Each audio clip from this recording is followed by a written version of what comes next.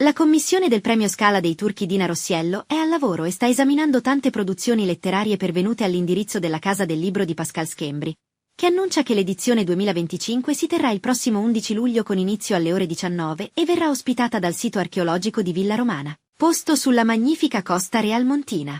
In questi giorni siamo impegnati in una intensa attività, afferma lo scrittore italo-francese Schembri, finalizzata a scegliere i destinatari del premio.